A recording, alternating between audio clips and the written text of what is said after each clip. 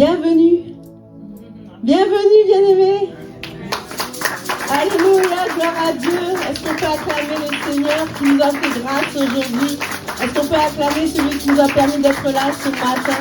Est-ce qu'on peut monter une salve d'acclamation pour dire merci au Seigneur qui nous a réunis ce matin? Merci Seigneur. Ce matin, nous sommes le dimanche 15 septembre. Et oui, comme j'ai entendu pendant la louange ce matin, c'est une grâce. On est déjà à la moitié du mois de septembre. Vous imaginez comment l'année a filé? Alors ce matin, quand je préparais le message que Dieu a bien voulu mettre dans ma bouche, et je lui rends grâce pour ça, parce que je voulais qu'il n'y ait rien de moi qui est tout de lui, vraiment tout de lui ce matin, je pensais à la femme qui est tombée enceinte au mois de janvier. Qu'est-ce qui s'est passé au jour d'aujourd'hui? Elle a donné naissance. Donc, l'année, depuis janvier jusqu'à maintenant, ça a permis à toutes celles qui étaient enceintes en janvier, et j'espère que Dieu a fait grâce à toutes, d'accoucher. Donc ça veut dire que le mois de septembre, c'est un mois où déjà, il y a eu quelque chose qui s'est fait. En tout cas, les femmes enceintes, elles, qui étaient enceintes en janvier, elles ont accouché. Et je veux bénir tout fraîchement un heureux papa. Un papa qui a été papa il y a un mois de ça, on va le féliciter, 2 mois de ça. Donc vous voyez, on a un témoignage ici dans cette assemblée de ce que c'est qu'une période de 9 mois. Et donc vous pouvez aller le voir et lui demander de témoigner ce que ça représente 9 mois d'attente. En tout cas, on va bénir le Seigneur tous ensemble d'être là ce matin, que le Seigneur nous a fait grâce. On va bénir le visionnaire de la maison, on va bénir le pasteur Marcelo Tunassi qui a voyagé, qui est allé rapidement, comme vous avez vu, aux États-Unis et qui est déjà de retour ce matin à Kinshasa pour les 3 cultes. Donc, que la grâce et la faveur qui est sur cet homme puissent couler sur nous, parce que vraiment, quand j'ai appris qu'il était déjà de retour à Kinshasa alors qu'il vient d'atterrir aux États-Unis il y a quelques jours, je me disais, mais ça a été un voyage éclair. Donc vous imaginez ce que ça peut faire pour se disposer, pour se préparer à rentrer, pour déjà être à l'église, pour déjà conduire les 3 cultes. En tout cas, que Dieu nous communique cette grâce. Et je veux aussi bénir l'homme de la maison, pasteur Max, qui a laissé la chair aujourd'hui, qui nous a fait confiance, qui nous a confié la Compassion Luxembourg pour qu'on s'occupe de l'église en son absence. Donc vous voyez, je veux le bénir parce que c'est une énorme responsabilité et en son absence, on se doit de continuer l'œuvre. Et donc je veux le bénir d'avoir voulu que je puisse aujourd'hui continuer la série des messages sur les relations, sur tout ce que nous avons déjà pu partager, et on va en profiter d'ailleurs pour faire un rappel. Donc on va prier tous ensemble. Priez pour moi que le Seigneur communique sa grâce et sa faveur, que je puisse respecter la série que le pasteur Max a commencé à partager ici à l'église, que ce soit fidèle à la pensée du Saint-Esprit, et que ce que le Seigneur a bien voulu que je vous partage aujourd'hui corresponde à ce que vous avez déjà reçu par le pasteur Max au travers du Saint-Esprit. Prions tous ensemble, bien-aimés, que le Seigneur favorise chacun de nous et qu'il parle par moi, mais qu'il parle aussi au travers d'un d'entre vous. C'est aussi ma prière. Prions, bien-aimés.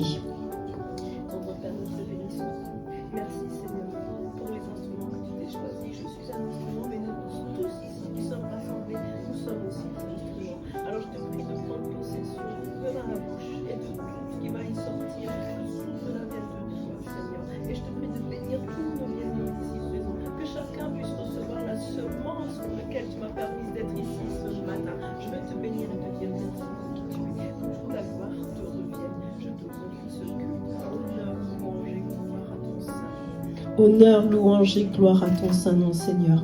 Que toute la gloire revienne à toi et à toi seul au nom de Jésus. Amen. Amen. Alléluia. Merci d'acclamer ton Seigneur.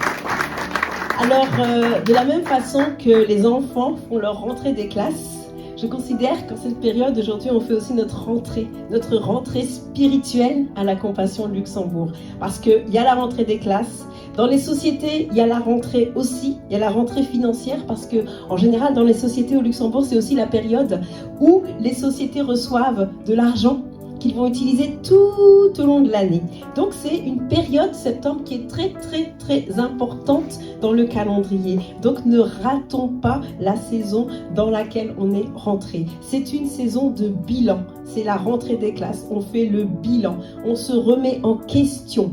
On fait le rapport de tous les mois depuis le mois de janvier et on fait le bilan. Est-ce que on a fait ce qu'on a ressenti par le Saint-Esprit de faire, ou est-ce qu'on est en retard sur notre propre calendrier, parce que, bien aimé, je sais qu'on a tous des objectifs. Est-ce qu'on a atteint une partie ou tous les objectifs qu'on s'est fixés depuis le mois de septembre? Bien sûr, pas par nos propres forces, mais par la puissance et par la grâce du Saint-Esprit. Alors, on va faire un rapide bilan ensemble ce matin, si vous voulez bien. Alors, on va faire un petit rappel. Je vais faire avec vous un petit rappel des différentes phrases qui m'ont marqué quand le pasteur Max, les dernières semaines, a partagé avec nous la parole. Et j'espère, oui, vous pouvez vous asseoir bien sûr, et j'espère qu'on va tous ensemble pouvoir refaire un peu le bilan des derniers messages. Alors, j'ai repris quelques phrases clés qui m'ont fait du bien. Et j'espère que ces passages aussi vont vous faire du bien. Alors, ces dernières semaines, nous avons vu avec le pasteur Max que nous devions redéfinir nos priorités pour le reste de l'année. Donc, bien aimé, il n'est pas trop tard. Je veux te rassurer, je veux me rassurer, il n'est pas encore trop tard pour rentrer dans les plans de Dieu cette année. On redéfinit nos priorités pour le reste de l'année. Septembre, la moitié du mois, octobre, novembre, décembre, on peut encore voir la main de Dieu agir dans nos vies.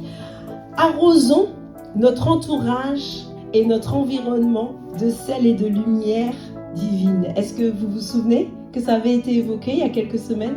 Vous vous souvenez?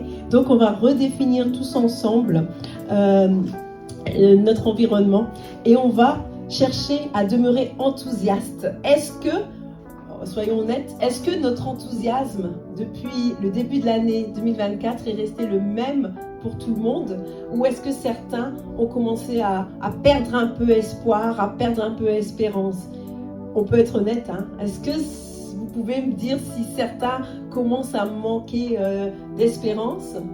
Oui, je vois qu'il y a des personnes qui disent oui, qui sont honnêtes, et je les bénis.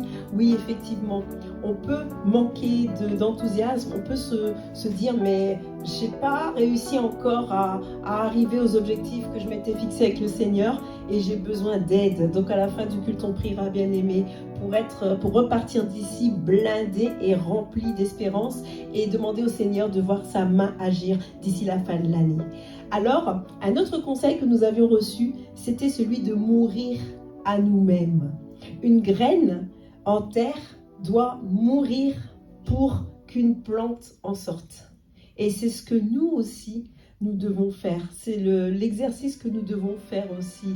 Alors, nous allons chercher à vivre le surnaturel divin pour que chaque semence qui a été plantée en nous puisse produire le fruit pour lequel le Seigneur nous a suscités. Et on va prier que ce soit quelque chose qui soit une prière du quotidien.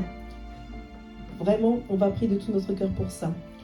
Alors, une autre chose aussi que j'ai aimé, il a été dit, venez à l'église chercher le feu divin qui, ce feu, va nous permettre ensuite d'aller pour que ce feu se propage dans les nations. C'est-à-dire qu'on est embrasé personnellement, parce que nous savons que le réveil, il est d'abord personnel, avant de pouvoir se diffuser autour de nous. Et on cherche ce réveil pour après être un feu qui va aller embraser les personnes de notre entourage. Et ce feu peut nous amener jusqu'aux extrémités des nations. Une onde d'amour, une onde de joie, une onde de paix. Et donc je prie que chacun, nous puissions demeurer un témoignage de cet amour, de cette joie et de cette paix. Alors, nous allons aussi nous remémorer que il est important pour pouvoir faire la volonté de Dieu et pour pouvoir rentrer dans les plans parfaits, de chercher à nous comprendre, de chercher à nous aimer, de chercher à nous pardonner pour pouvoir guérir des blessures du passé. C'est très important, je voulais revenir là-dessus. On ne peut pas manifester l'amour envers les autres si on n'arrive pas à retrouver son propre amour et sa propre estime de soi. Donc, il y a des challenges dans la vie et souvent on est blessé. On est blessé, nous tous. Je ne connais pas quelqu'un ici qui n'est pas blessé par le quotidien, par la vie, par son passé, par tout ce qu'il a pu subir. Mais bien aimé, pour pouvoir vivre le réveil en nous-mêmes, personnellement, et pour pouvoir le diffuser, être l'instrument de diffusion du réveil dans les nations, on doit d'abord guérir et réapprendre à s'aimer. L'amour propre, c'est la chose la plus importante. J'ai passé de nombreuses années, bien aimés, je pense que certains le savent, mais pas tous. Pendant plusieurs années, j'étais pas en paix avec moi-même.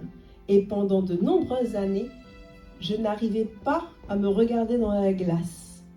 Je ne voyais que le négatif.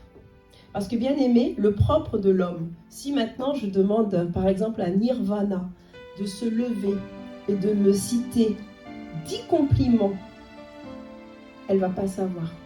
Par contre, si je lui demande de se lever et de me dire 100 choses qu'elle ne sait pas faire, là, la liste va être très longue. Mais si maintenant je demande à Nirvana de se lever et de dire qu'est-ce qui est bon en toi, elle va avoir du mal. Et je pense que Nirvana, comme nous tous, comme moi-même, nous avons du mal à aller chercher ce qui est bon en nous. On ne voit que nos défauts. Il faut que ça s'arrête. Il faut que ça s'arrête. Parce que le diable, de plus en plus, va se déchaîner. Il va essayer de plus en plus de nous faire du mal et de nous faire croire que ce qui est dans la Bible n'est pas notre partage. Mais bien aimé, aujourd'hui, on va se lever pour les derniers mois de l'année. On va se lever pour accepter que ce que Dieu dit de nous. Et seulement ça. On va se regarder en partant d'ici dans la glace et on va dire « J'ai de la valeur. Je suis la création de Dieu. Je suis merveilleuse. » Pas avec arrogance, comme le dit souvent le pasteur Max. Avec assurance. Avec assurance en Christ, parce que c'est Christ qui vit en nous. Si nous sommes le sel et si nous sommes la lumière, c'est parce que Christ vit en nous et qui s'est révélé en nous, sans vouloir être supérieur à qui que ce soit, mais avec notre juste valeur et notre juste appréciation de qui on est et de l'instrument qu'on est dans les mains de Dieu. Il n'y a pas autre chose. Dans la simplicité, dans la joie, dans la paix et dans l'amour. Et donc, c'est ce que l'Église, plus que jamais, a besoin en cette période et en cette saison. Voilà ce que je voulais partager avec vous. C'était vraiment les rappels que je me suis fait à moi-même en préparant ce message ce matin. Et une dernière, chaque épreuve que nous avons vécue, et il y en a un paquet pour chacun de nous, je le sais, a été un Goliath dans nos vies. Vous vous souvenez de ça? Chaque épreuve a été un Goliath. Ce par quoi nous sommes passés et ce par quoi nous avons survécu a été un Goliath qui nous permet de tirer une leçon et qui nous permet de témoigner pour les nations. Donc, nous tous qui avons vécu, et je sais que chacun, vous êtes en train de revoir les événements les plus douloureux de votre vie, chacun de ces événements, si Dieu nous a fait grâce aujourd'hui, c'est pour que nous puissions témoigner, pour soutenir quelqu'un. Il n'y a pas de hasard. Moi-même, vous connaissez mon propre témoignage, je ne vais pas revenir dessus, mais vous savez d'où je viens et ce qui s'est passé et comment le Seigneur m'a racheté. Quand vous vivez quelque chose qui vous fait passer à ça de la mort, on est racheté. Racheté, ça veut dire qu'il était temps qu'on vienne nous visiter au cimetière. Mais qu'il y a quelqu'un qui a dit non, c'est pas le moment. Continue, j'ai encore besoin de toi. Chacun de nous, je pense, a eu, est-ce que vous pouvez me confirmer, lever la main, les personnes qui ont pu passer, qui se sont rendues compte qu'elles passaient à côté de la mort. Vous pouvez lever la main bien haut. Waouh, presque tous. Ah, il y en a qui n'osent même pas lever la main, mais qui, par le regard, j'ai compris. On a tous vécu quelque chose ici. On est tous rachetés. Et vous connaissez mon témoignage, hein? Si j'avais eu le garçon et la fille que je voulais avoir en novembre 2011, je ne pense pas qu'aujourd'hui je serais encore avec mon mari. Et Dieu n'aurait pas suscité Ruben qui est au piano, parce que je pense que notre couple qui n'était pas en phase, on va dire, en ce moment-là, n'aurait pas supporté. Donc il a fallu que Dieu intervienne. Il connaissait mon caractère. Il a fallu qu'il passe par cet événement douloureux dans ma vie pour me faire comprendre que c'était lui qui dirigeait ma vie et que je devais l'obéir. Mon caractère, il est encore là, bien trempé, mais maintenant je prie pour l'obéissance. J'ai appris au travers de cet événement en 2011 que sans obéissance, il est impossible de plaire à Dieu. Et ce qu'il a fait pour moi, ça aurait pu être pire, mais bon, c'était ce témoignage-là que je devais libérer aux nations pour expliquer que Dieu, il aime, il nous aime et qu'il ne nous abandonnera pas et qu'il a toujours été là avec nous. Et qu'il y avait des signes déjà, avant-coureurs et précurseurs, qui montraient qu'il était là, mais j'avais pas pour ma part, et je pense que nous tous, on n'avait pas vu les signes. Il a fallu que chacun de nous on passe par des moments difficiles pour comprendre qu'en fait, les pas dans le sable, c'était pas nos pas, mais c'était nous sur le dos de Jésus, et que c'est lui qui nous montre le chemin et la voie. Et aujourd'hui, on a choisi la bonne part, celle qui ne veut pas nous être ôtée, celle de marcher avec lui et d'obéir. Mais vous savez, l'obéissance, c'est pas facile. Il y a quelques jours, je faisais une remarque à un groupe de personnes. Je leur disais, vous savez, bien-aimés, le Saint-Esprit, j'ai l'impression qu'on l'entend qu'à 10%, et j'ai l'impression qu'on le comprend qu'un tiers de ce qu'il veut nous dire. J'ai l'impression ces temps-ci que le Saint-Esprit nous parle tellement, mais est-ce que nous, on n'est pas un peu trop distrait, en tout cas pour ma part, est-ce qu'on n'est pas un peu trop distrait? Parce que quand je réalise que le Saint-Esprit confirme quelque chose et que la chose arrive, je réalise que, en fait, le Saint-Esprit avait déjà parlé depuis longtemps, mais cet esprit de distraction qui nous enveloppe tellement était là et ne nous a pas permis de comprendre tout de suite de quoi il s'agissait. Et ça aussi, ça va être un sujet de prière qui est plus de filtre et de friture dans notre connexion avec le Saint-Esprit. Que la liaison soit de plus en plus claire. On sait que le Saint-Esprit, c'est notre conseiller par excellence. Et je veux que toutes les autres voix se taisent pour moi et pour chacun de vous et qu'on puisse n'entendre que le Saint-Esprit nous parler à partir de maintenant. Quand vous recevez une parole de connaissance, quand le Saint-Esprit vous parle et que vous n'êtes pas sûr, venez nous la confier au couple pastoral. On va l'écouter d'abord parce que quand on l'écoute, le Saint-Esprit peut rajouter des informations par rapport à ce que vous avez reçu de brut. Et puis la prière peut déjà déclencher quelque chose. Et c'est peut-être la confirmation que le pasteur avait déjà reçue. C'est peut-être la confirmation que j'avais déjà reçue. Et on va remettre ces visions que vous recevez, ces paroles de connaissance que vous recevez ensemble. Et ensemble, le Seigneur va confirmer sa parole. Ça, c'est le but d'une église. C'est le but de personnes qui sont ensemble et qui partagent la même vision. Donc, on va vraiment faire cet effort de communiquer la parole de Dieu avec transparence le plus possible et ça va nous aider pour la bonne marche de la communauté bien-aimée. Donc voilà un rapide, je dirais, récap sur ce qui avait été dit.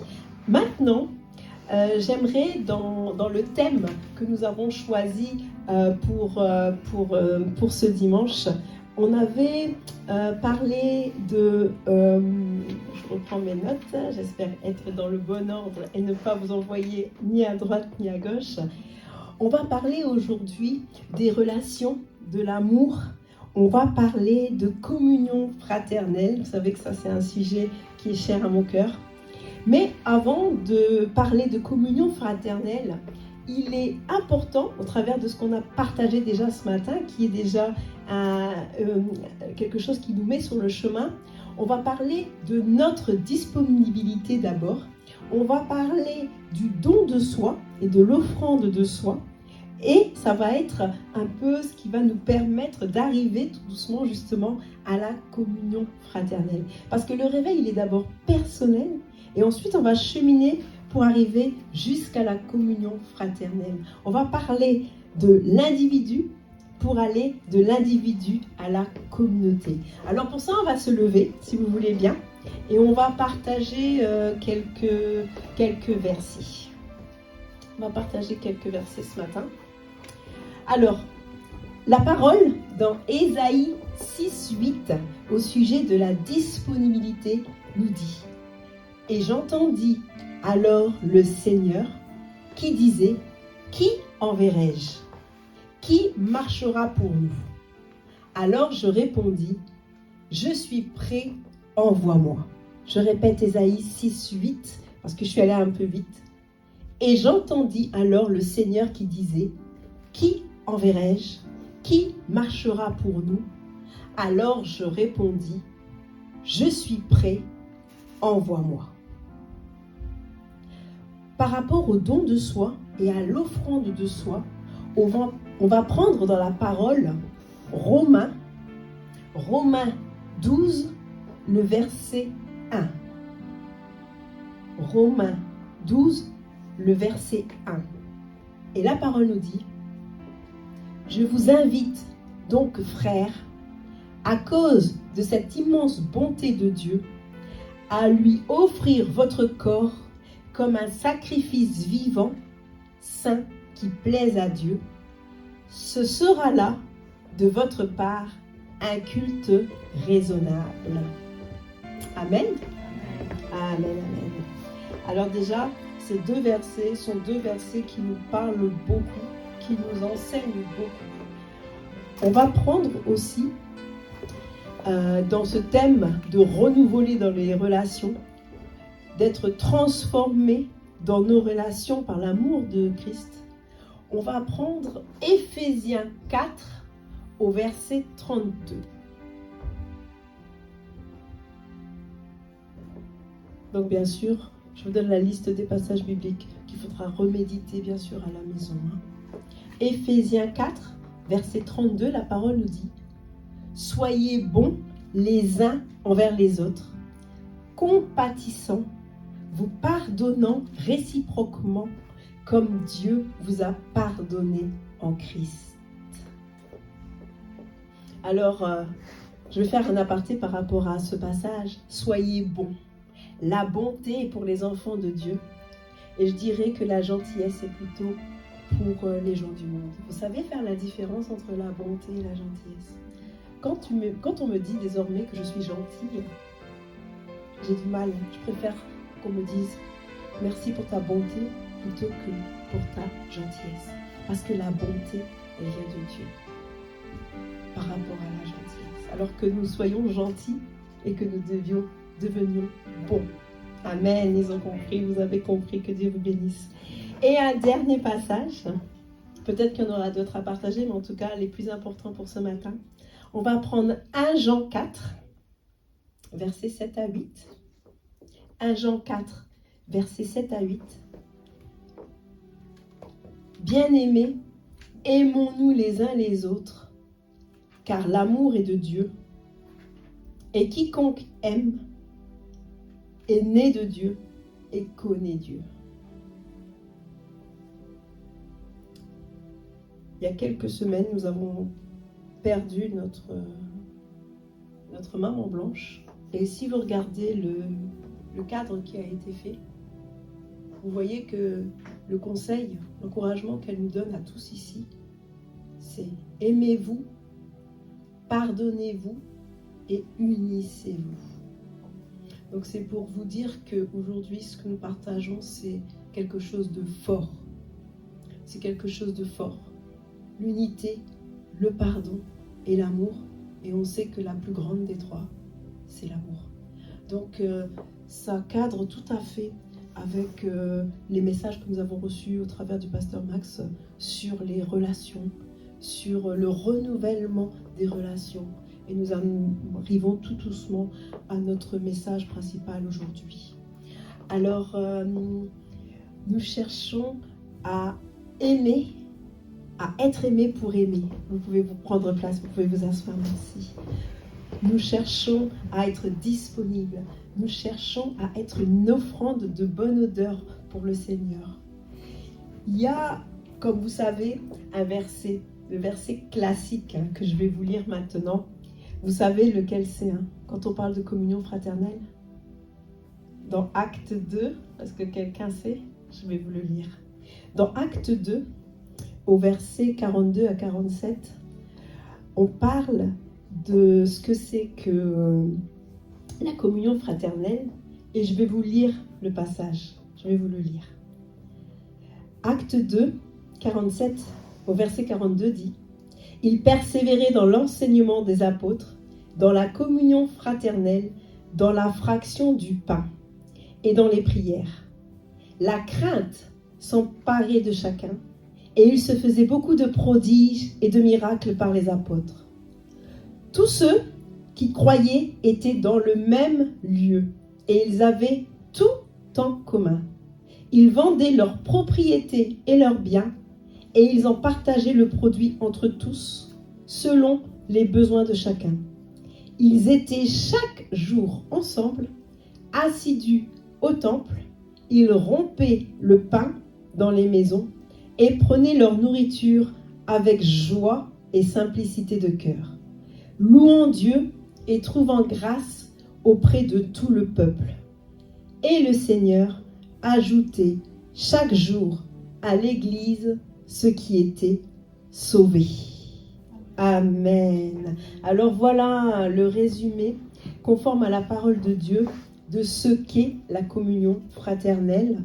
Et c'est un commandement. Je considère que ce que nous avons lu, c'est un commandement et que c'est le but de l'Église aujourd'hui. Vous êtes d'accord, bien-aimés? C'est le but de l'Église aujourd'hui. Le rassemblement des personnes. Vous avez vu dans ce que je viens de lire, il est parlé de partager le pain ensemble 2 fois. Et il est parlé aussi, il est dit qu'ils se réunissaient. Il est dit 2 fois qu'ils se réunissaient. Donc se réunir et partager le pain ensemble, c'est un commandement. Alors c'est pour ça que, bien aimé, je voulais insister sur quelque chose d'important. Le culte est une chose. On vient rendre un culte à Dieu, on vient lui dire merci. Mais je considère que ce qui se passe de l'autre côté après le culte, la communion fraternelle, est tout aussi importante. Et pour moi, la communion fraternelle fait partie du culte. Vous avez vu, il y a eu des guérisons, il y a eu des impositions des mains après le culte. C'est pas parce qu'ici, pendant le culte, on a fini et qu'on a fait la prière de clôture que le Saint-Esprit s'en va. Bien au contraire. J'ai 2 témoignages. Il y en a bien plus, mais je sais qu'on a un frère qui a été guéri du dos de l'autre côté après le culte. Je me souviens, dans l'église d'en bas, quand on était encore en bas au rez-de-chaussée dans ce bâtiment, une sœur est venue me voir, elle m'a partagé des problèmes qu'elle avait. J'ai imposé la main sur son ventre pendant que vous étiez en train de boire le café ou certains étaient en train de prendre les photos. La personne est venue me voir et en toute discrétion, j'ai été mettre la main sur son ventre et quelques semaines après, elle venait témoigner que tout ce qu'elle avait à l'intérieur du corps dans la matrice avait disparu. C'est pour vous dire l'importance. Si la Bible parle ici dans ce passage 2 fois de la fraction du pain et d'être ensemble, c'est pour vous dire qu'il y a une complémentarité. Le culte ne finit pas quand on passe à côté et encore moins quand on quitte l'église. Parce que quand on quitte l'église, le feu ou l'eau, de toute façon les 2 sont des manifestations divines, qui est en vous et que vous recevez au travers des semences, il communique encore la vie. Jusqu'à la fin de la journée. Jusqu'à ce que vous alliez vous coucher et faire votre prière finale avant d'aller dormir. Moi en tout cas, je sais que jusqu'à le moment où on se couche, Dieu peut encore intervenir. Et au travers des nombreux témoignages qu'on a reçus, Dieu agit. Jusqu'avant d'aller se coucher et de rendre grâce pour la nuit, Dieu agit. Donc, bien-aimés, croyons qu'on est des instruments et que quand on passe cette porte, on demeure encore des instruments pour les personnes qu'on rencontre après le culte. C'est très important. Aujourd'hui, je veux me le rappeler d'abord à moi-même et le rappeler à chacun de nous que c'est très important. Je vais prendre aussi un autre passage que je vais lire pour vous. Il s'agit de Acte 2 au verset 1 pour ceux qui veulent suivre avec moi. Je le lis. Quand le jour de la Pentecôte arriva, ils étaient tous ensemble au même endroit. Je répète, quand le jour de la Pentecôte arriva, ils étaient tous ensemble au même endroit. Voyez la grâce qu'il y a quand on est dans un même lieu. À chaque fois, donc aussi bien dans Acte 2 que dans Acte 2.1, il est question d'être ensemble, d'être unis. Quand un groupe se rassemble, il se passe quelque chose. Il se passe quelque chose. Et il ne faut pas forcément qu'on soit nombreux. On peut être deux, un duo. Le mot duo, ça veut dire deux. Le dialogue, c'est deux. On peut être seul et dialoguer. Avec qui on dialogue quand on est seul ? Avec Dieu. C'est un duo, c'est un dialogue. On est trois, c'est un trio ou un trinôme. Vendredi soir, par exemple, nous étions trois ici pour intercéder et nous avons passé un excellent moment. On s'est assis tous les trois, on a prié, on a loué le Seigneur avec nos vilaines voix. On était comme à la maison. Je suis venue ici à l'église vendredi soir, j'avais l'impression d'être à la maison, d'être venue dans un de vos foyers, d'être venue dans une de vos maisons. J'étais tellement à l'aise. Est-ce qu'on a vu le temps passer, bien-aimés ? On n'a pas vu le temps passer. On a passé un formidable moment. On a prié, on a appris à se connaître. Comme ce qui se passe après le culte. Après le culte, quand on est de l'autre côté, on est censé apprendre à se connaître. Et je sais qu'on ne se connaît encore pas assez. Et je prie pour que dans les prochains mois, ça change. Que véritablement, on apprenne tous à bien se connaître, à prier les uns pour les autres. J'avais une pensée qui était montée dans mon cœur il y a quelque temps. Je me disais, mais par exemple, tu es ici et tu as besoin d'un plombier. Un exemple tout simple. Tu es ici à l'Assemblée Compassion Luxembourg depuis des mois et des mois et tu ne sais pas que le frère que tu croises depuis 3 mois, par exemple, ici à l'église, est le plombier que tu cherches depuis des mois et des mois. Tu fais des devis à gauche et à droite, tu ne trouves pas, alors que ta solution, elle est ici, d'avoir partagé un verre d'eau avec quelqu'un ici quelques minutes et découvrir que, en fait, la personne que tu cherches depuis des mois et des mois est le frère qui est ici à côté, avec qui tu n'as pas encore discuté et tu réalises qu'il est la solution à ton problème. Nous sommes tous, les uns les autres, la solution de l'autre. Tous, parce que nous sommes interdépendants et parce que nous sommes tous ici le corps du Christ. Donc, chacun, nous avons besoin des uns des autres. J'ai besoin de vous, vous avez besoin de moi, nous avons besoin les uns les autres. Et c'est ça l'unité, et c'est ça que nous recherchons. Alors, quand nous sommes 4, ça s'appelle un quatuor. Quand nous sommes 5, c'est la quintelle. Il y a le sextuor ou le sexté, et on peut aller bien sûr bien plus loin. Et donc, que Dieu bénisse en tout cas chaque groupe qui se réunit. Chaque groupe qui se réunit de chrétiens, la gloire de Dieu et le Saint-Esprit est au milieu pour communiquer la vie et la vie en abondance. Tout à l'heure, quand on louait le Seigneur, j'ai entendu de la bouche d'une de nos adoratrices souffle de vie. Je ne sais pas si vous vous souvenez ce matin quand on louait le Seigneur. En tout cas, ça a attiré mon attention parce que c'est quelque chose que je voulais partager avec vous. L'essentiel pour nous qui sommes aujourd'hui ici, c'est que Dieu a bien voulu renouveler ce matin son alliance et mettre en nous le souffle de vie. Le souffle de vie, être vivant et animé. Un mort ne peut pas faire ce que je suis en train de faire en ce moment. Est-ce qu'on réalise la grâce qu'on a ? Des fois, je me dis, mais Seigneur, permets-nous de réaliser et d'avoir ta crainte. Parce que rien de faire ça, certains ne peuvent même pas le faire. Certains vivants ne peuvent pas le faire. Alors ce matin, bénissons le souffle de vie qui est en nous. L'esprit. Le souffle de vie, c'est l'esprit. Donc je vous laisse aller faire vos recherches personnelles par rapport à ce que c'est que le souffle de vie dans la parole de Dieu. Le souffle de vie, c'est l'esprit. L'esprit qui est soufflé dans nos narines. Adam s'est couché, inconscient, comme s'il avait une anesthésie générale. Et c'est Dieu qui a insufflé la vie en lui. Et nous sommes les heureux bénéficiaires aujourd'hui. Certains ce matin ne se sont pas réveillés, nous sommes là pour communiquer encore la vie à ceux qui veulent encore la recevoir et pour être des instruments de salut. La rouar en hébreu, c'est l'esprit. En grec, c'est bizarre, vous allez rire, c'est pneuma. Pneuma, ça vous rappelle un mot? Et ça vous rappelle un autre mot, un organe que nous avons? Le poumon. Ah, le poumon. Qu'est-ce qu'on fait sans poumon? Moi qui ai été opérée en 2005 du poumon et qui ai été de nouveau opérée en décembre, comme vous savez, avec 19 agrafes, c'est pour vous dire que je sais ce que c'est l'importance d'avoir un poumon. Je vous assure, si je n'avais pas compris, il m'a fallu 2 opérations du poumon pour comprendre l'importance du poumon. Avec un poumon défectueux, on est affaibli parce que l'air qui passe par le poumon, il est vital. Si on manque d'air dans les poumons, on manque d'air dans le cerveau. Si on manque d'air dans le cerveau, on manque d'air dans le cœur. Si on manque d'air, d'oxygène dans le cœur, tout le système est déréglé. Donc c'est pour vous faire comprendre de là où je viens encore une fois et pour réaliser la grâce que Dieu m'a encore faite en décembre d'avoir permis que cette 15e anesthésie générale se passe bien et la grâce de se réveiller vivant de ça.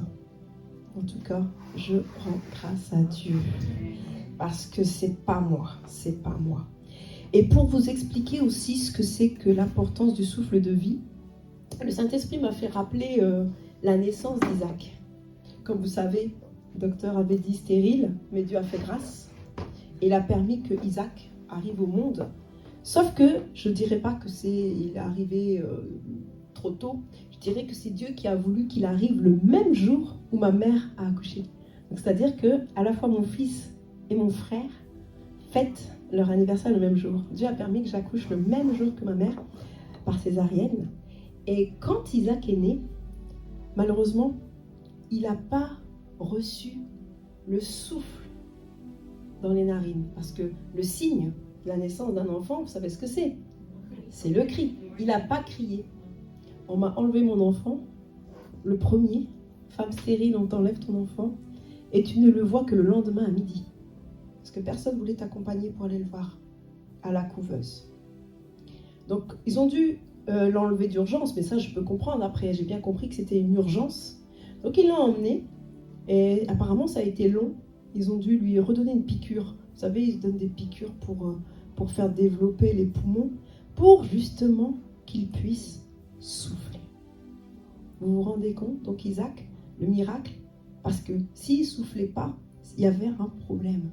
C'est pour vous dire que le souffle de vie, c'est essentiel. Et donc, je bénis le Seigneur parce que c'est ce qui s'est passé. Et encore une fois, ça nous permet de comprendre l'importance du souffle de vie et la grâce qu'on a. Dieu est souverain et c'est lui qui décide de quand et comment il insuffle le souffle et de quand et comment il le retire. Il ne compte pas les années. Il est souverain et on doit accepter même si on ne comprend pas. C'est pas évident, hein? C'est pas évident. Et j'ouvre une parenthèse par rapport à notre sœur Annie, dont la famille a été éprouvée à un tel point que nos échanges ne sont que des condoléances sur condoléances sur condoléances sur condoléances. Et je prie qu'on puisse organiser des visites, parce que là, ça fait beaucoup. Ça fait beaucoup. Donc je compte sur chacun de nous pour organiser des petits groupes pour aller la visiter et pour aller visiter sa famille, c'est important. Donc voilà ce que le Seigneur vraiment a mis dans mon cœur de vous partager ce matin. Waouh, la grâce du souffle de vie. Parce que c'est tout ça qui nous permet d'arriver à pouvoir se réunir et à comprendre que nous avons de la valeur les uns avec les autres et que nous devons avancer ensemble. Waouh, il fallait que ça chemine. Quand je préparais ça, j'ai dit Seigneur, vraiment tout ça ce matin, c'est beaucoup. J'espère que c'est pas ennuyeux, j'espère que chacun réalise d'où il vient et où le Seigneur veut l'amener. Alors, le plus beau cadeau, effectivement, c'est pouvoir communiquer avec le Saint-Esprit. C'est vraiment de pouvoir travailler à notre salut avec crainte et tremblement.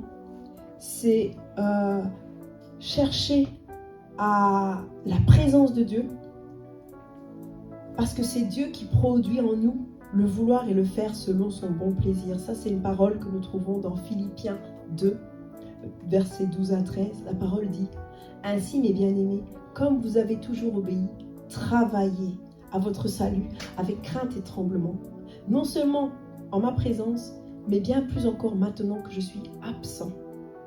Car c'est Dieu qui produit en vous le vouloir et le faire selon son bon plaisir.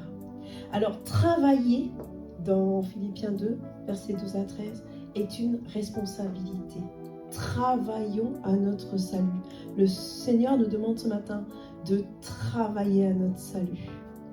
Et la croissance, c'est un cycle de vie, de repentance et de renouvellement. Le Seigneur, chaque jour, renouvelle sa bonté et sa grâce en nous.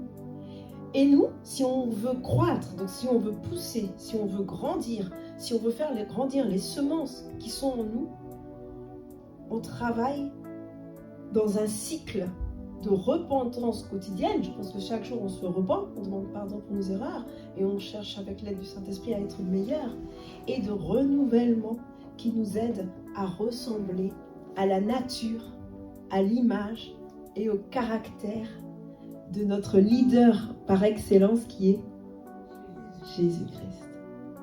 Chaque matin, on doit se poser la question, quand on rencontre une situation, qu'est-ce que Jésus aurait fait? Comment il aurait réagi? Et nous, les petits Jésus que nous sommes, parce que Christ vit en nous, parce qu'on l'a accepté comme Sauveur et Seigneur, on se doit d'essayer. Je dis bien essayer parce qu'on sait tous que c'est pas facile, bien sûr, d'avoir la même attitude que Jésus. Ou par exemple, on peut prendre un autre exemple, celui de Salomon, dans une situation compliquée. Saint-Esprit, aide-moi, comme tu as fait pour Salomon, d'avoir la sagesse et l'intelligence par rapport au problème qui vient d'être exposé.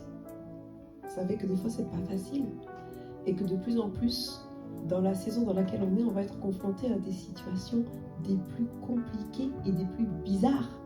Et on va avoir de plus en plus besoin de l'aide du Saint-Esprit qui va nous aider à trouver la réponse sage à communiquer, qui va communiquer la vie et qui va permettre à la personne de repartir avec de l'espérance ou de repartir avec une solution. C'est de ça qu'il s'agit. Et c'est notre rôle à tous ici, parce que ici, je vous regarde et on est tous matures pour le faire. On est tous responsables pour le faire. On n'a pas besoin de rester pendant des années sur les bancs. La parole dit allez à un moment. On est ici à l'église pour être formés. Mais quand on sort de l'église, vous êtes tous des pasteurs, bien aimés. Vous êtes au moins les pasteurs de vos enfants, les pasteurs de vos parents, les pasteurs de vos frères et sœurs, les pasteurs de vos familles, les pasteurs de vos voisins, les pasteurs de vos collègues, les pasteurs de votre entourage, de toute personne que le Seigneur met devant nous et nous demande de parler de Jésus. Des fois parler ou bien juste par l'attitude. Et c'est pas évident, mais on a un rôle. On n'a pas besoin d'être consacré par un homme, on n'a pas besoin d'être consacré en public, on peut être consacré en privé même. On n'a pas besoin de consécration. On est tous des pasteurs de quelqu'un. On est tous des pasteurs d'une situation. Enfants de Dieu, le Saint-Esprit nous parle à tous. On est tous des solutionneurs. On est tous la réponse pour quelqu'un dans notre entourage. Dans le bus, tu as une voisine qui te dit « j'ai trop chaud », tu as peut-être un conseil dans ta bouche que le Saint-Esprit a déjà mis, que tu dois lui donner pour répondre à son besoin. Un mouchoir pour qu'elle s'éponge le front, un vaporisateur d'eau que tu lui pulvérises au visage et tu t'en vas. Mais en tout cas, on est tous la réponse. Enfants de Dieu, nous sommes tous la réponse du besoin de quelqu'un. Et surtout, la réponse de celui qui a besoin du salut. Je vais vous faire un témoignage qui est propre. Il y a quelques années, j'étais allée dans le nord de la France, là où est le pasteur Max en ce moment. C'est là où nous avons la maman, le papa, sa compagne, mon frère, donc à Dunkerque. On a plusieurs membres de famille. Et j'étais allée rencontrer une personne que je connais depuis des années. Je la connaissais depuis des années. Et qu'est-ce qui s'est passé avec cette personne? On s'est revus, on s'est remémoré le passé, on a discuté. Et au bout d'un moment, après avoir partagé un repas ensemble, il s'avère que la personne me dit « Je suis un guide. Mais j'attendais spirituel. Je suis sûre que vous attendiez tous à ce que cette personne dise ça. Spirituel? Non, je suis un guide. Ah ouais, mais un guide. Tu as des enfants? Oui, j'ai 2 enfants. Oui, tu es déjà le guide de tes 2 enfants. Et c'est une personne qui est séparée. La personne ne réalisait pas qu'elle était déjà le guide de ses 2 enfants. Et cette personne a commencé à pleurer. Parce que la personne n'avait pas réalisé que d'avoir des enfants qui ont été confiés, elle n'était pas encore chrétienne, cette personne. Au moment où je discutais de ça avec elle, la personne s'est mise à pleurer parce qu'elle s'est rendue compte que, avant d'être un guide aux extrémités des nations, cette personne était déjà un guide pour ses propres enfants. La personne a commencé à pleurer. Elle dit: Saint-Esprit, qu'est-ce que tu es en train de faire? J'ai compris que le Saint-Esprit était en train de m'utiliser pour amener cette personne au salut. Alors que, à la base, c'était simplement des retrouvailles d'une amitié de collège, quand j'avais 14 ans. Donc, avant-hier. Et on continue à discuter avec cette personne, et je fais prendre conscience, au travers du Saint-Esprit qui utilise ma bouche, que être le guide de ses enfants, c'est déjà beaucoup. La personne a été émue, elle pleure. Et je sens que c'est le moment d'amener la personne à faire la prière du salut. Et ça, c'est quelque chose que je n'avais pas du tout prévu. Et le Saint-Esprit me dit: la personne est prête à accepter le salut. Mais j'ai dit: mais écoute, je sens que la présence de Dieu est là. Est-ce que tu es prêt à accepter Jésus comme Sauveur et Seigneur, direct? Parce que, bien aimé, on veut parler, on veut essayer de convaincre. Et finalement, on finit par convaincre par la chair. Hein? Et des fois, la personne, elle fuit. Elle n'accepte pas. Là, la personne est disposée. Vous savez ce qu'elle me répond? Elle pleure. Je continue. Donc, j'accompagne cette personne au salut. Juste avant, la personne souffre du dos. Je mets la main au bas du dos. Et la personne continue de pleurer. Quand j'ai fini de prier, au nom de Jésus, je dis: mais écoute, je sens que je te demande si tu veux accepter Jésus comme Sauveur et Seigneur. La personne dit oui. Et recommence à pleurer. Je ne sais plus quoi faire. Et donc, au travers des larmes, j'accompagne la personne à faire la prière du salut. Et entre deux, je vais doucement parce que la personne est en train de pleurer. Et la personne pleure pendant la prière du salut. J'attends que les larmes remontent. Et on continue, jusqu'à ce que la prière du salut clôture au nom de Jésus. La personne sèche ses larmes. Et elle me dit: j'attendais ça depuis des années. Et là, je réalise que le Saint-Esprit me dit: maintenant, c'est bon. Tu as accompli ta mission. Ton séjour auprès de ta famille est terminé, en fait. J'ai senti que le Saint-Esprit m'a fait faire 400 km. Ici, à Dunkerque, c'est 400 km. Le Saint-Esprit met dans mon cœur: c'est bon. Maintenant, tout ce que tu feras, le reste de ton séjour, fais ce que tu veux.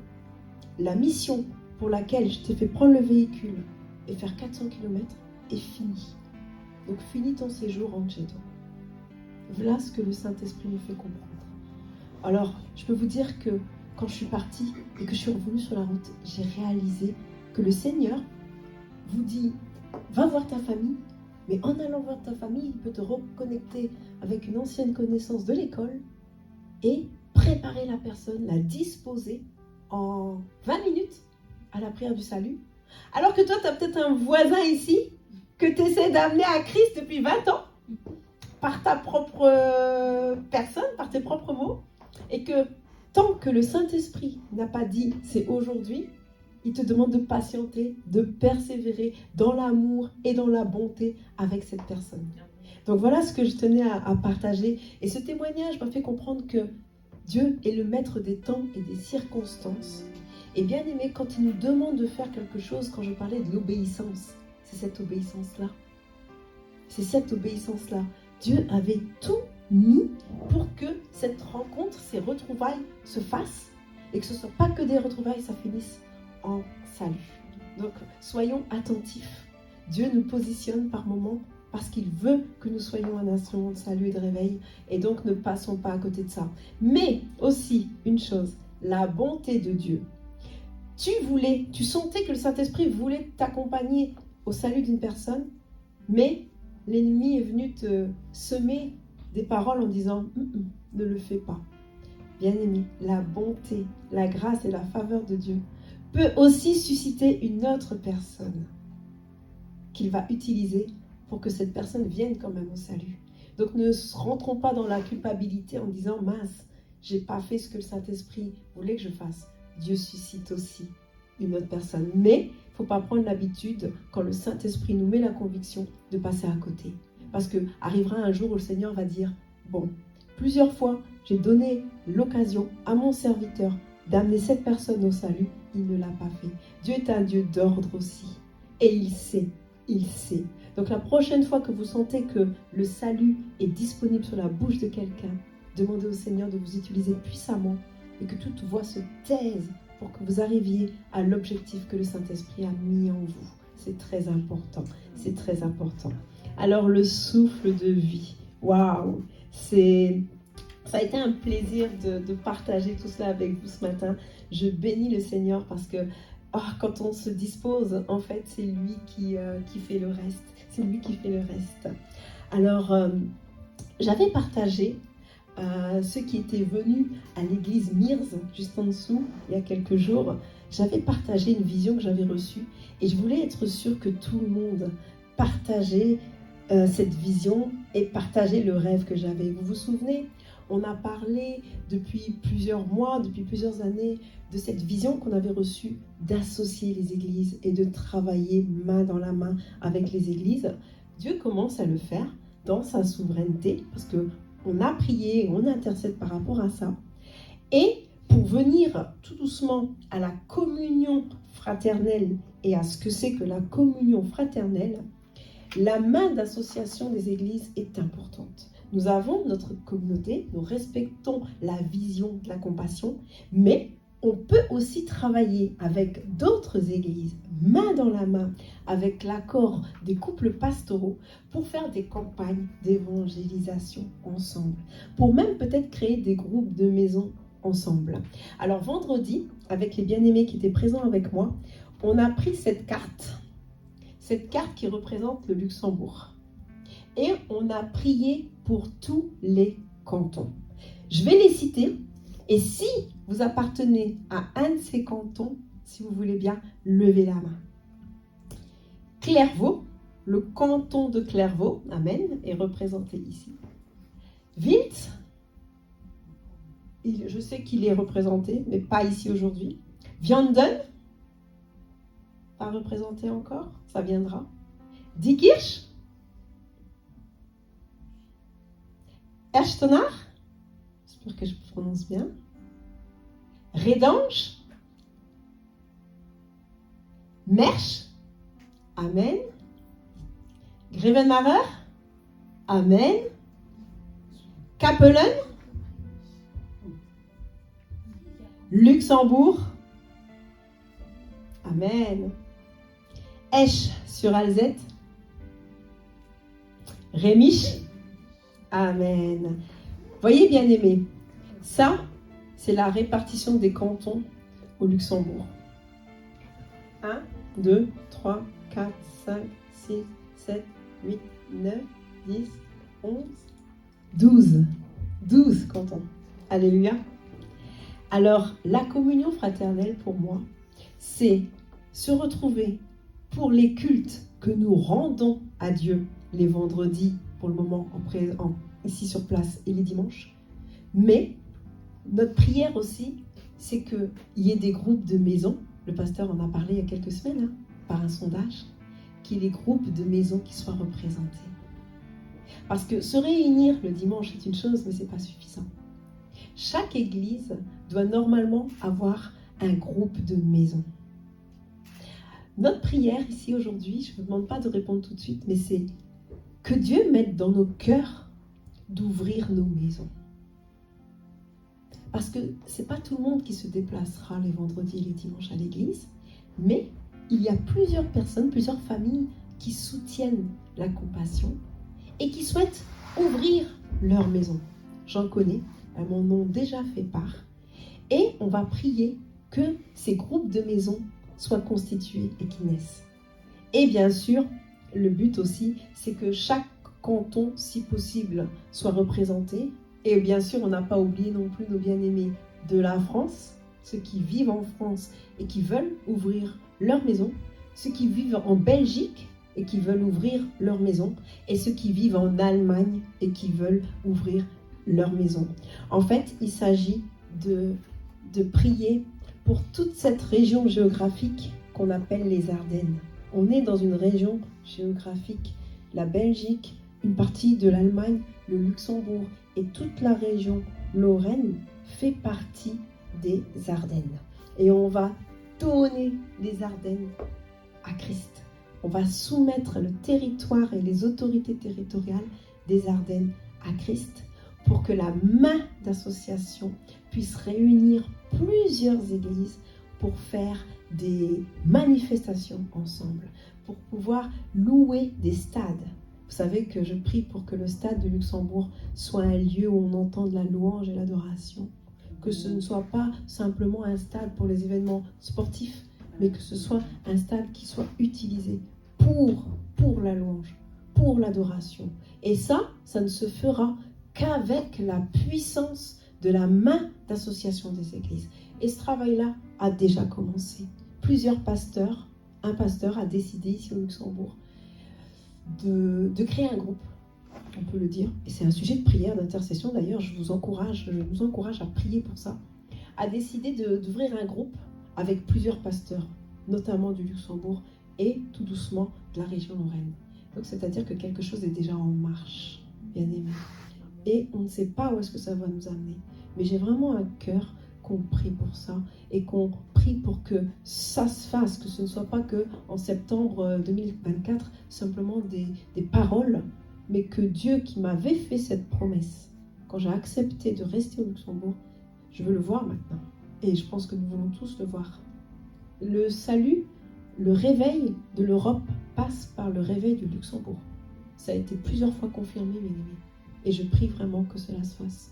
Je prie que cela se fasse. Alors vraiment, on va prier de tout notre cœur. C'est pour ça que, pour moi, la communion fraternelle est chère à mon cœur. Parce que c'est cette communion fraternelle de chaque assemblée, la communion fraternelle d'une église, plus la communion fraternelle d'une autre église, plus la main d'association, c'est ça qui va nous permettre de vivre des événements, de vivre des croisades.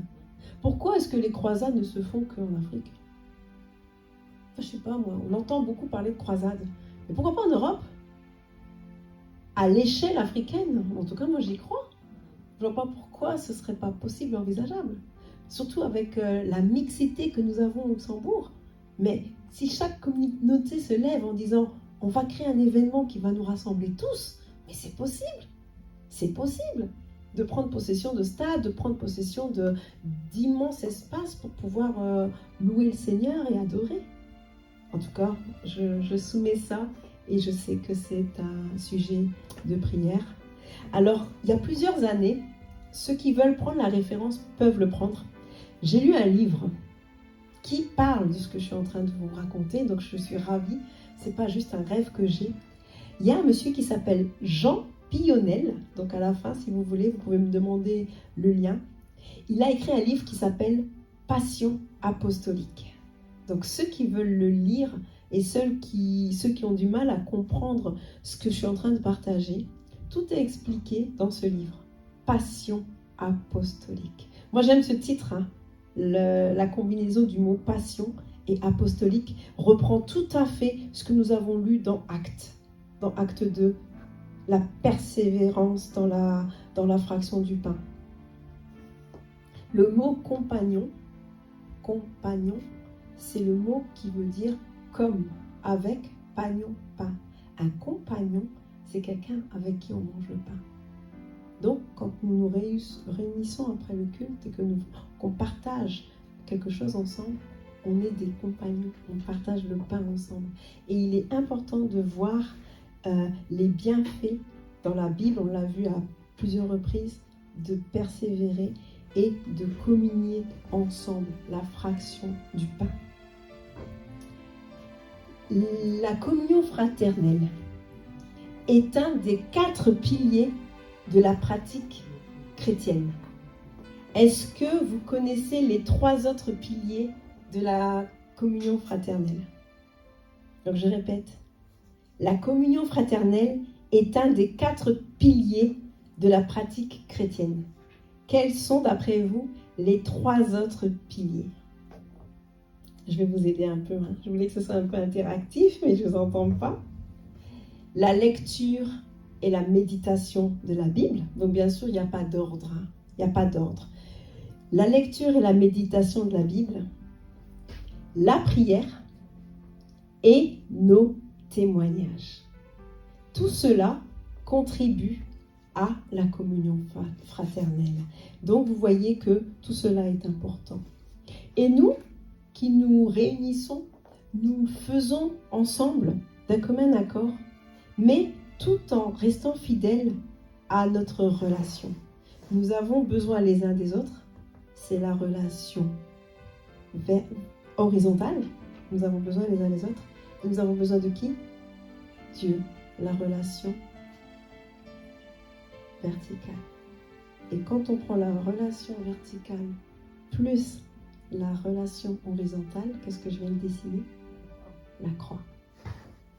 Donc vous voyez à quel point la communion fraternelle est importante. La communion fraternelle, le culte que nous voulons rendre à Dieu, ça nous permet d'établir la communion. La communion entre nous, les hommes, le corps du Christ, et la communion avec notre Père. Et le Saint-Esprit prend plaisir à ça. Le Saint-Esprit agrée ça, demande ça et réclame ça. C'est pour ça que c'est important de se déplacer au culte en présentiel plus qu'en ligne. Je bénis bien sûr ceux qui sont en ligne. Il y a aussi quelque chose qui se fait au travers des réseaux, et Dieu merci, parce que tout le monde ne peut pas se déplacer. Mais c'est primordial d'avoir à la fois la communion verticale et la communion horizontale. C'est là qu'on est dans le plan de Dieu et que Dieu prend plaisir et parle, communique la vie, communique le miracle, communique sa parole pour qu'il y ait des signes, des miracles et des prodiges au milieu de nous. C'est ça l'Église. Et bien aimé, nous avons la grâce d'avoir une Église, comme je dis souvent, qui est vivante. Parce que malheureusement, on prie que ça change, mais il y a des églises où le Saint-Esprit n'agit pas. Et nous, on peut dire merci au Saint-Esprit qu'il agit. Combien d'entre vous avez été guéris? Combien de solutions ont été résolues? Et ce n'est pas fini, c'est qu'un début. J'ai la conviction que le Seigneur a bien plus à déverser ici en chacun de nous. En chacun de nous. Encore une fois, pendant que la louange chantait ce matin, on a dit que ça coule, que ça coule. Et la semaine dernière, j'ai une sœur, une prophétesse, qui a reçu une image de nous tous qui étions des verres d'eau.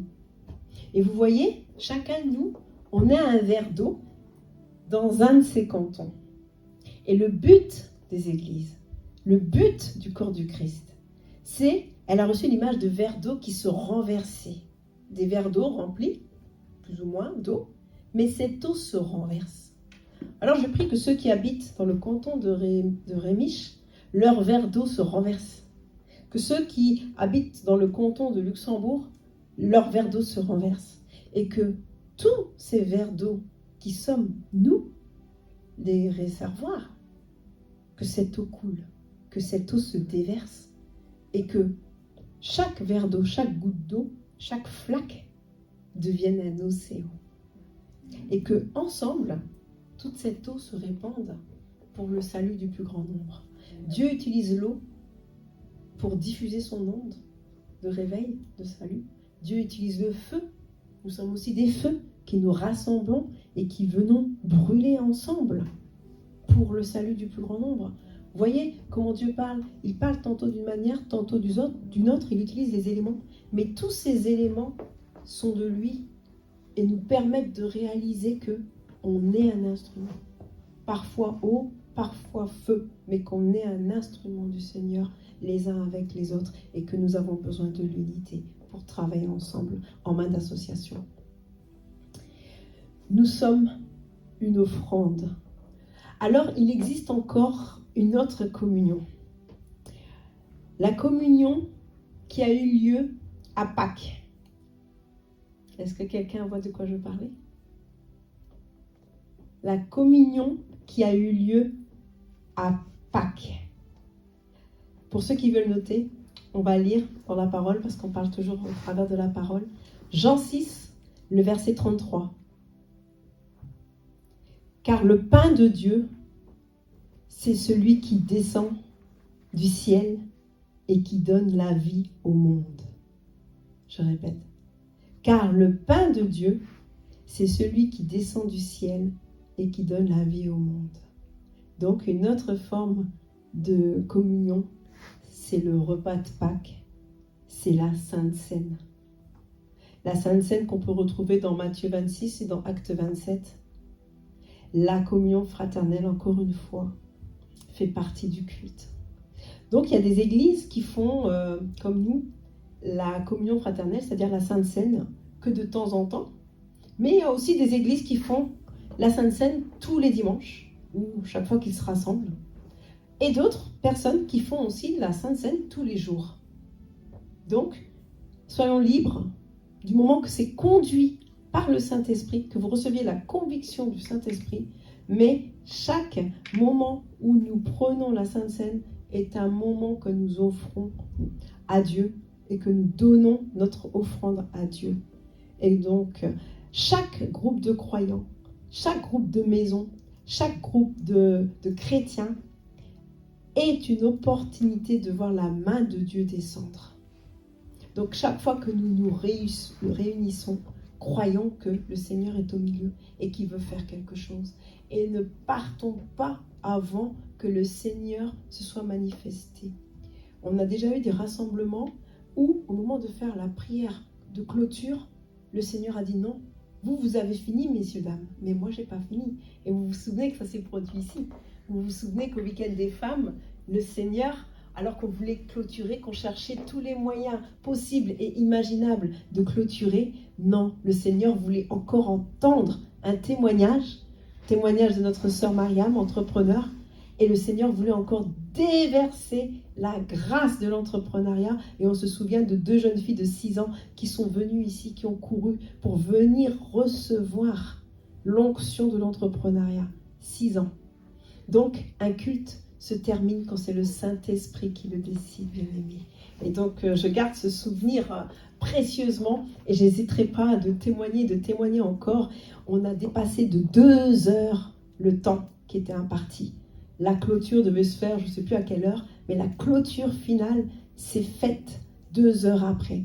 Et j'apprends que Pasteur Ada, qui tenait le culte le lendemain, j'apprends quelques jours après qu'elle ne voulait pas arrêter en fait. Et que si on pouvait continuer, c'est pas grave. Elle aurait bien voulu quitter ici pour aller directement au culte, même si on était resté toute la nuit. Et ça, quand j'ai appris ça, j'ai dit « Ah, merci Seigneur ». Il y a des déterminés dans cette église. Donc, sachons qu'un culte, on sait quand il commence, mais on ne sait pas quand est-ce que ça finit. Donc, soyons à l'écoute et prenons tout. Quand on se déplace comme ça, il faut être assoiffé. Il faut tout prendre. Il faut être sûr de quitter le culte en ayant pris toutes les semences que le Seigneur voulait déverser. Et ça, à chaque culte, à chaque fois qu'on se déplace dans un lieu de culte, c'est important, bien-aimé. Et je prie que chacun, on puisse le faire. Et que si on ne se rendait pas compte de l'importance de se déplacer au culte, qu'on puisse maintenant se repositionner et dire, Seigneur, voilà, je viens pour prendre quelque chose. Et si ce quelque chose que je viens chercher à l'église, c'est pas pour moi, alors permets que ce soit pour quelqu'un dans mon foyer, permets que ce soit pour quelqu'un dans mon entourage, pour quelqu'un qui en a besoin, et montre qui, quand et comment je dois travailler pour servir tes intérêts, Seigneur, que ce soit notre prière. Donc, les rassemblements, que ce soit le feu, on demande au Seigneur de descendre son feu, on demande au Seigneur que les torrents d'eau vive se déversent en nous, chaque rassemblement est une supplication et une intercession. Le Seigneur agit d'abord personnellement. Ça s'appelle le Kabot. Vous connaissez ce chant, hein? Kabot, Kabot, que ta nuée descende sur nous, Kabot. Ça veut dire que de la même façon que le Seigneur vient sur nous pour un réveil, de la même façon le Seigneur vient pour amener une langue de feu sur nous, et ça s'appelle le Kabot. Alors que chacun, quand on vient au culte, se dispose pour recevoir son Kabot personnel. Et si chacun cherche à être embrasé personnellement, à la fin, Ça s'appelle la Shekinah. Et la Shekinah, c'est quand le feu est présent sur chacun de nous en même temps. Et là, c'est la Shekinah. On connaît tous ce chant qui dit « En ce lieu, je veux ta Shekinah ». Et c'est ce qu'on prie pour chaque culte, que la Shekinah de Dieu descende et qu'elle se manifeste, qu'on puisse vivre des cultes comme on a vécu. On a trouvé l'autre jour 2 bien-aimés assis à genoux, un en train de parler en langue, qui donnait la main à l'autre, et l'autre était en train de traduire avec des mots ce que l'autre était en train de dire en langue. Mais ça, je prie que ce soit des choses qui deviennent quotidiennes pendant nos cultes. On prie que la main de Dieu se manifeste et se manifeste puissamment. Donc vous voyez, le Seigneur a besoin des uns des autres. Il avait besoin que ces 2 personnes se donnent la main pour communiquer la vie. Et moi, je devais me retirer. J'ai obéi. Au moment où j'ai senti, laisse-les à 2. Je les ai laissés à 2 et le Saint-Esprit a fait parler en langue un et a traduit simultanément dans la bouche de l'autre par des paroles de connaissance et par des directives divines. Alors chacun de nous ici, on est le canal, parce que Dieu a besoin des fois, il parle dans une bouche, mais des fois il peut aussi avoir besoin d'un émetteur, d'un récepteur, et il fait le travail avec chacun de nous. C'est pour ça que mon frère est aussi important que ma sœur, même si elle est plus jeune, et que nos enfants aussi sont importants, parce que Dieu parle aussi et va parler de plus en plus par la bouche de nos enfants. Il le fait et il va continuer de le faire de plus en plus, parce que c'est ça sa souveraineté. Et je prie qu'on soit vraiment conscient de ça. Amen, amen, amen. Alors quelqu'un peut me dire quelle heure il est? Parce que je vois l'heure, mais est-ce que l'heure est correcte? Amen, amen, amen. Merci Seigneur. Ça va? Vous suivez? C'est beaucoup d'informations ce matin. Hein? Oula! Je vois que... Ça va? Ah ça! Oula! Est-ce que on peut faire une pause louange? Vous voulez bien? Est-ce que, ma sœur Léonie, tu connais le chant Majesté à lui la majesté?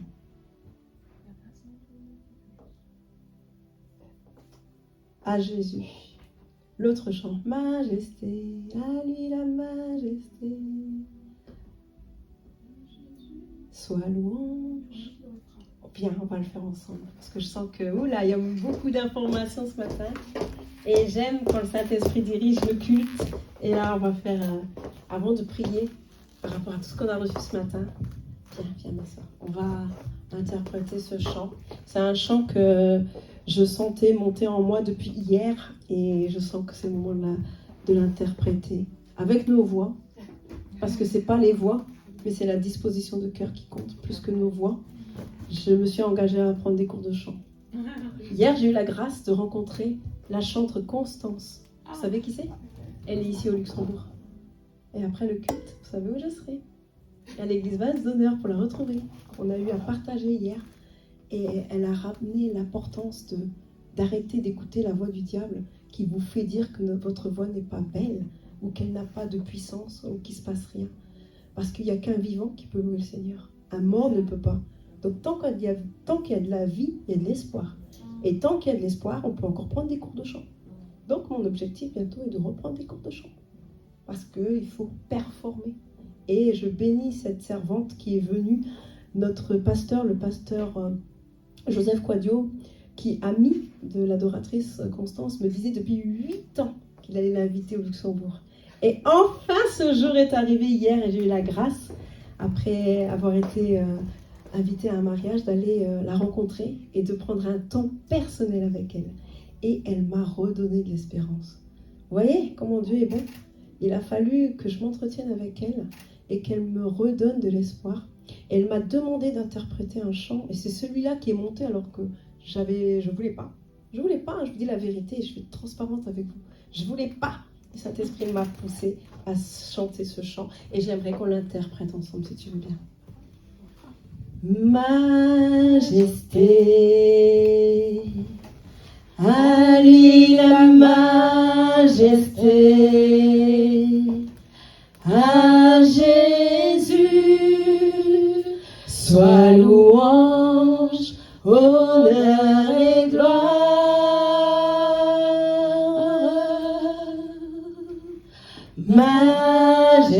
majesté, suprême autorité, du haut des cieux, son règne vient sur toute la sienne. On va le reprendre. Majesté, à lui la majesté, à Jésus, soit louange, honneur et gloire.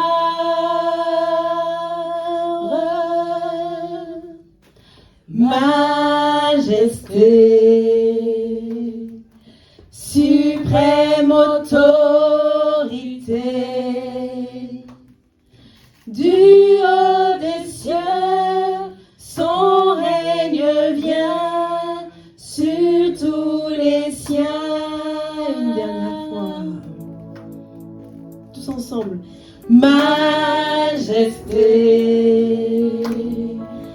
à lui la majesté, à Jésus, soit louange, honneur et gloire.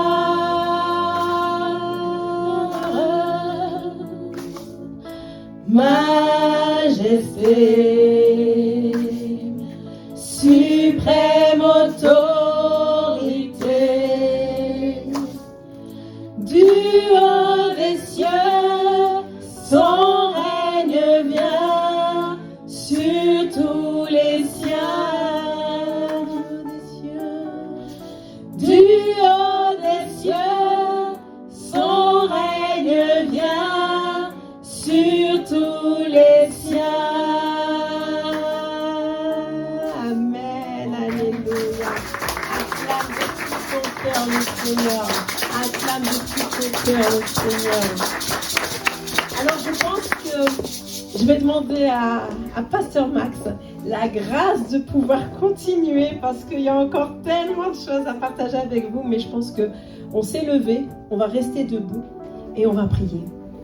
Parce que je pense que le temps de Dieu c'est le meilleur et que je pense qu'avec tout ce qu'on a partagé ce matin sur la recherche du cabot personnel, la recherche de la Shekinah, la recherche de la présence de Dieu, la recherche de la communion fraternelle, la recherche de l'unité, la recherche de l'amour propre, de l'amour pour les autres. Je pense que, waouh, on a eu, chercher à être le sel et la lumière, être enthousiaste. Je reprends un peu tout ce qu'on a vu, la passion apostolique, les groupes de maison.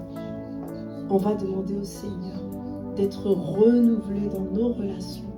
C'est le thème d'aujourd'hui, c'est qu'une partie. Je demande au pasteur Max de me permettre d'encore partager avec vous le reste. Une autre fois, la transformation de nos relations au travers de l'aide du Saint-Esprit pour chercher à manifester l'amour de Christ. On va prier de tout notre cœur pour que ce que le Saint-Esprit nous a partagé ce matin fasse une semence en nous, plusieurs semences en nous. Plus d'amour pour soi-même, plus d'amour pour son prochain, plus de communion, plus d'envie d'apprendre à nous connaître, plus d'envie de nous aimer les uns les autres, plus envie de connaître notre valeur et de considérer la valeur de l'autre, plus envie encore de manifester Christ, plus de facilité, plus de simplicité, être un enfant. Ne pas chercher à être trop spirituel, mais venir à Jésus comme un enfant, avec des mots simples, avec des phrases simples, juste manifester Christ. Quand on voit un enfant à qui on donne à goûter, il va partager son goûter, il va le donner à son ami sans lui demander s'il a faim ou pas. Les enfants ont la grâce du partage en eux. Que nous ayons cette grâce du partage en nous, que nous soyons la réponse à notre voisin, à notre voisine, que nous soyons des serviteurs attentifs aux besoins de l'autre et que nous puissions être des réponses pour ceux qui ne connaissent pas encore le Seigneur. Prions, bien-aimés, de tout notre cœur et laissons le Seigneur nous parler et agir, confirmer en chacun de nous cette parole qui nous a permis de partager ce matin. et que chacun reçoive cette parole jusqu'au plus profond de son cœur et qu'une transformation se passe et s'opère à la Compassion Luxembourg à partir de maintenant et jusqu'à la fin de l'année et pour les années à venir. Prions bien aimés de tout notre cœur.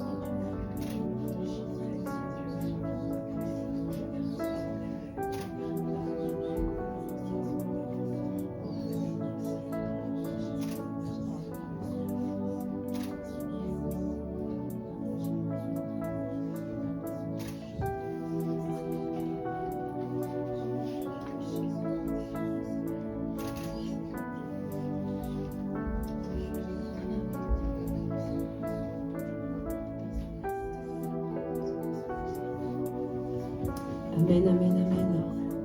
Amen, amen.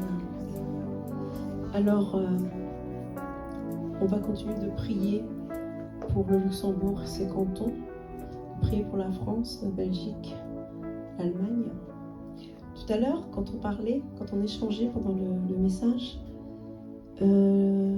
j'ai une question, mais comme je disais, on n'est pas obligé de répondre tout de suite, mais je me dois quand même de poser cette question. Je sens être conduit de le faire. Est-ce que parmi nous, vous qui êtes présents, et peut-être aussi ceux qui seront connectés, est-ce qu'un d'entre vous reçoit la confirmation dans son cœur, bien sûr conseillé par le Saint-Esprit, surtout conseillé par le Saint-Esprit, parce que l'œuvre est sérieuse. Est-ce que quelqu'un reçoit dans son cœur que cette saison d'ouvrir son foyer en groupe de maison pour la Compassion Luxembourg, est-ce que quelqu'un parmi nous a reçu cette conviction ce matin au travers de ce qui a été partagé ici pendant le culte? Est-ce que quelqu'un sent que le Saint-Esprit l'encourage? C'est pas forcément maintenant, hein, ça peut être conduit, de toute façon ce sera conduit par le Saint-Esprit, ça peut être dans plusieurs mois. Mais est-ce que quelqu'un ici sent que la saison est en train de s'ouvrir pour ouvrir sa maison pour un futur groupe de maison, un futur groupe de communion fraternelle? Est-ce que quelqu'un reçoit ici cette pensée qui monte en lui en ce moment, ou ce projet et ce désir que son foyer devienne un groupe de maison? Donc, si ce n'est pas ici maintenant, mais si cette semence germe en vous dans les prochaines semaines, bien-aimés, rapprochez-vous de nous et on priera avec vous par rapport à ça. On viendra chez vous bénir ce lieu avant que vous puissiez ouvrir votre foyer pour un groupe de maison. Donc si parmi les bien-aimés de la Compassion Luxembourg, vous entendez que quelqu'un a à cœur d'ouvrir son foyer, faites-le nous savoir. Faites-le nous savoir. Amen. Et on priera pour ce projet. On le mettra entre les mains du Seigneur. On viendra bénir ce lieu.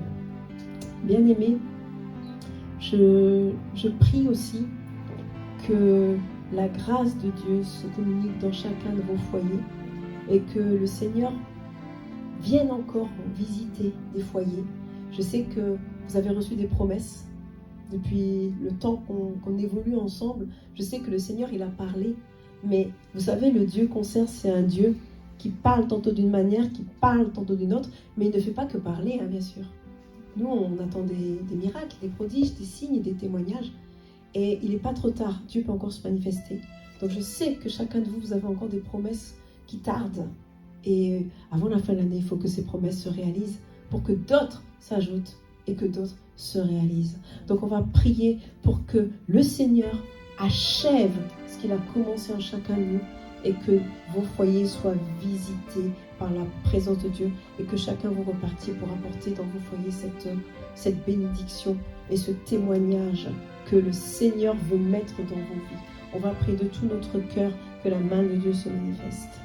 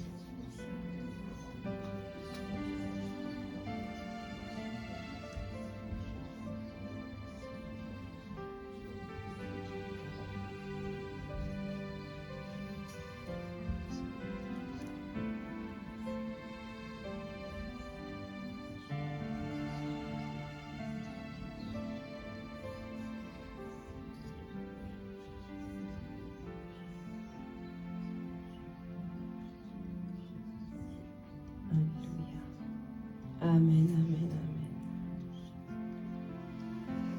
Merci Seigneur. Merci Saint-Esprit pour ta parole et pour les semences que tu as semées en chacun de nous, en moi-même d'abord, premièrement, et ce qui a été semé dans le cœur de tes bien-aimés aujourd'hui.